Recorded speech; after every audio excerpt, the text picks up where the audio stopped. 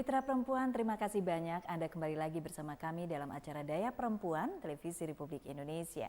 Kalau tadi kita baru saja menyaksikan bagaimana Ibu Yayu Sugiarto yang juga mengembangkan usaha dari sebuah hobi, kini satu bukti lagi, dari hobi juga bisa menjadi sebuah peluang usaha. Baik, ini di depan saya ada roti Maryam. Roti Maryam seperti ini dan juga sambosa. Sesungguhnya roti Maryam dan sambosa adalah makanan khas Timur Tengah.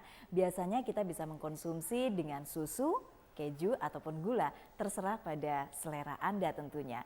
Apa yang menyebabkan sehingga makanan khas Timur Tengah ini kemudian memotivasi Ibu Syarifah Azizah untuk mengembangkan usaha ini? Kita akan ngobrol karena sekarang saya sudah bersama Ibu Syarifah Azizah. Assalamualaikum Ibu.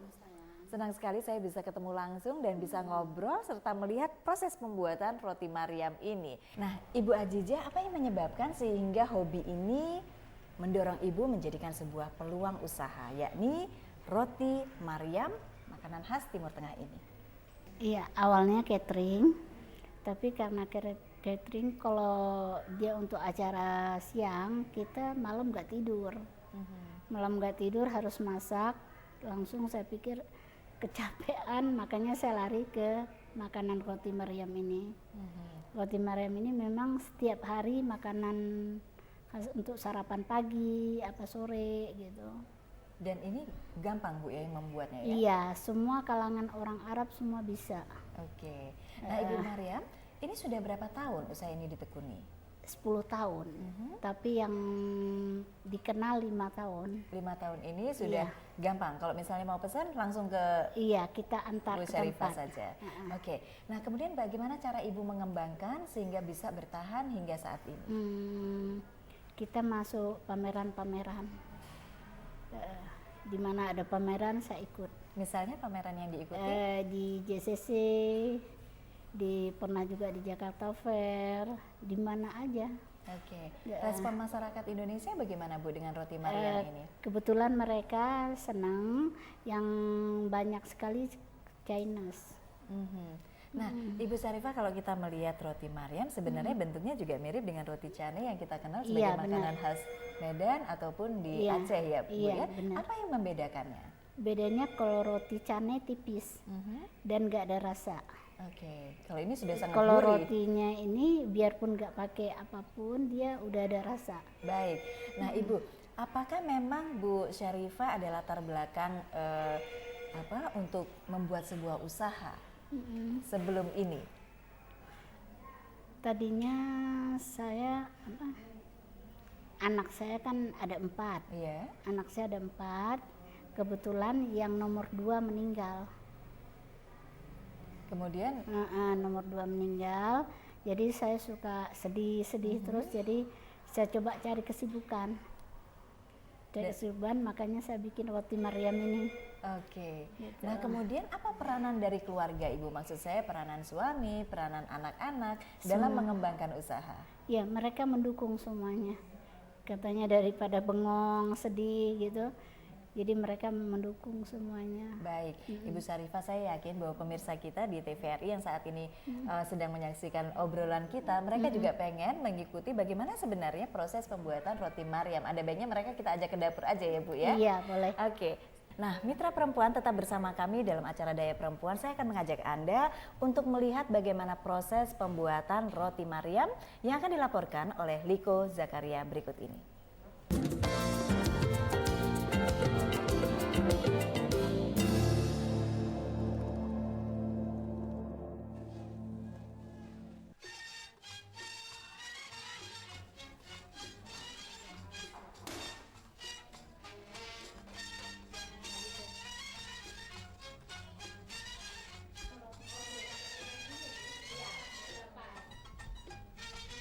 Kita memang tidak asing lagi dengan roti Maryam atau roti konde.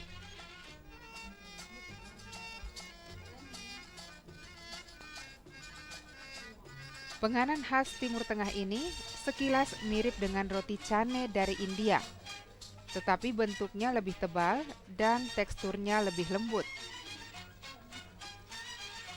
Bahan dasarnya pun sama, yakni terdiri dari tepung terigu, telur, sedikit air, dan margarin.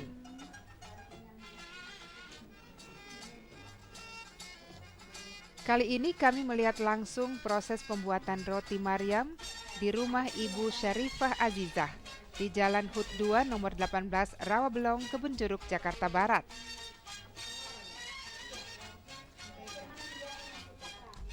Di rumah ini Ibu Syarifah Azizah atau yang lebih akrab disapa Umi Ipah membuat roti Maryam. Dibantu 10 orang karyawan, ibu 4 orang anak asal Aceh ini setiap hari menggunakan 25 kg tepung terigu untuk membuat roti Maryam.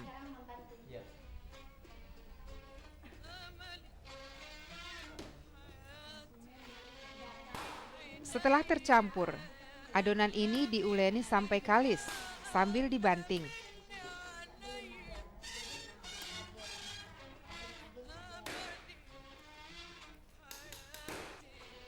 Baru kemudian ditimbang masing-masing menjadi 100 gram untuk satu buah roti.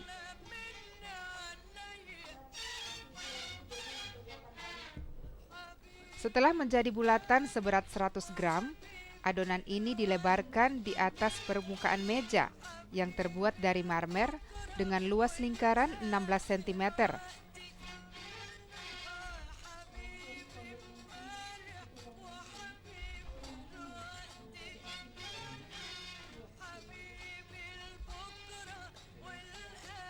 Sambil terus diolesi room butter. Setelah tipis dan lentur sampai menutupi seluruh permukaan meja, kemudian adonan roti ini dilepas sambil digulung ke satu arah hingga bentuknya memanjang.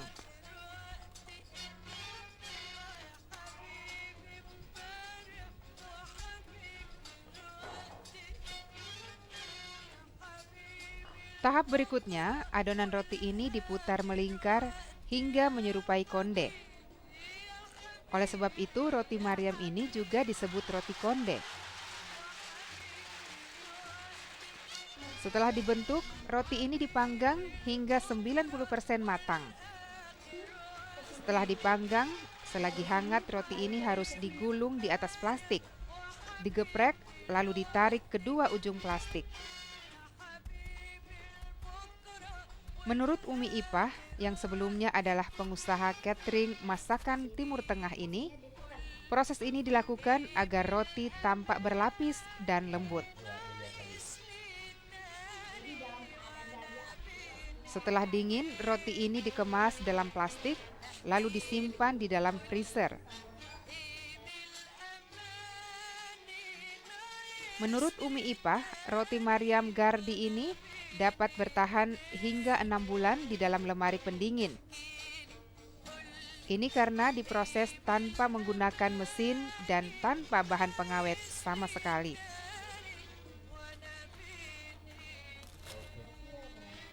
Untuk mengkonsumsinya pun sangat mudah. Kita tinggal menghangatkannya kembali di atas pan dengan api kecil selama kurang lebih 5 menit, tanpa tambahan apa-apa. Roti Maryam biasanya disajikan selagi hangat dengan taburan susu, keju, gula, atau madu.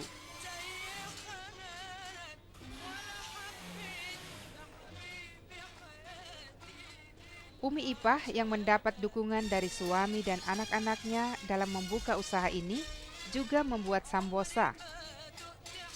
Cemilan mirip pastel yang berisi daging ayam atau daging sapi, serta cabai hijau dan cabai rawit.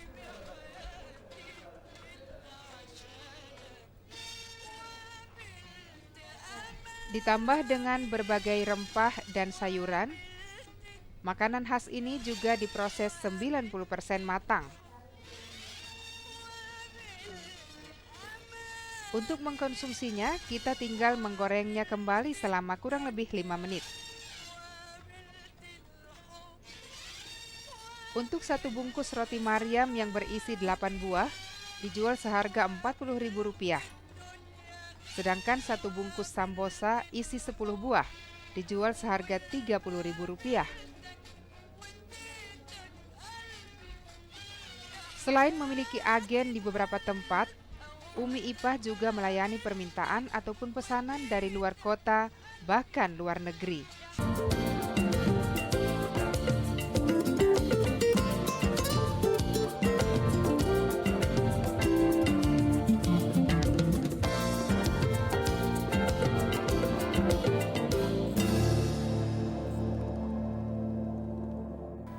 Mitra Perempuan, kita kembali lagi bersama Ibu Syarifah Azizah. Kita baru saja melihat laporan Liko Zakaria tentang proses pembuatan roti Maryam dan juga sambosa.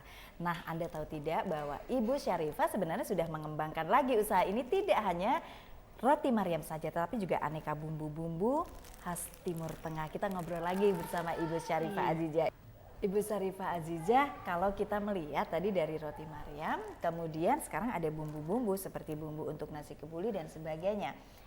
Apa sih tujuannya agar ini juga apakah merupakan salah satu upaya untuk mengembangkan usaha yang Ibu rintis? Ini nasi kebuli atau kapsa. Kalau nasi kebuli dia pakainya 1 bungkus, kalau kapsa setengah. Caranya ada di sini semuanya.